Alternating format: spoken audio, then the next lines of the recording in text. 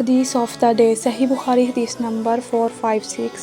آپ صلی اللہ علیہ وآلہ وسلم نے وحی کے رک جانے کے زمانے کے حالات بیان فرماتے ہوئے کہا کہ ایک روز میں چلا جا رہا تھا کہ اچانک میں نے آسمان کی طرف ایک آواز سنی اور میں نے اپنا سر آسمان کی طرف اٹھایا۔ کیا دیکھتا ہوں کہ وہی فرشتہ جو میرے پاس غار حرا میں آیا تھا وہ آسمان و زمین کے بیچ میں ایک کرسی پر بیٹھا ہوا ہے۔ میں اس سے ڈر گیا اور گھر آنے پر میں نے کمبل اوڑھنے کی خواہش ظاہر کی۔ اس وقت اللہ پاک کی طرف سے یہ آیت نازل ہوئی، اے لاف اڑ کر لٹکنے والے، اٹھ کھڑا ہو اور لوگوں کو عذاب الہی سے ڈرا اور اپنے رب کی بڑائی بیان کر، اپنے کپڑوں کو پاک صاف رکھ اور گندگی سے دور رہ۔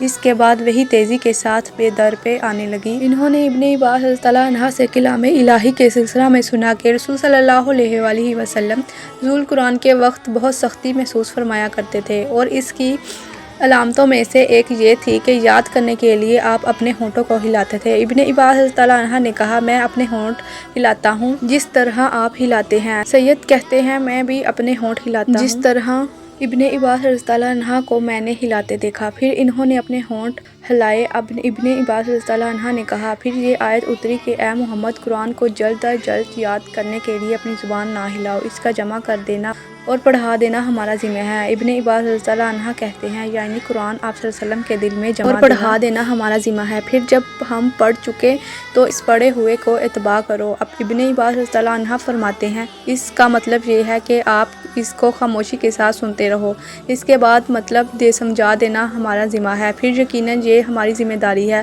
کہ آپ اس کو پڑھو، یعنی اس کو محفوظ کر سکو۔ چنانچہ اس کے بعد جب آپ کے پاس حضرت جبرائیل علیہ السلام وحی لے کر آتے تو آپ توجہ سے سنتے، جب وہ چلے جاتے تو رسول صلی اللہ علیہ وآلہ وسلم اس وحی کو اس طرح پڑھتے جس طرح حضرت جبرائیل علیہ السلام نے اسے پڑھا تھا۔ رسول اللہ صلی اللہ علیہ وآلہ وسلم سب لوگوں سے زیادہ جواد سخی تھے، اور اب رمضان میں دوسرے اوقات کے مقابلہ میں جب جبرائیل آپ صلی اللہ علیہ وسلم سے ملتے بہت ہی زیادہ جود و کرم فرماتے۔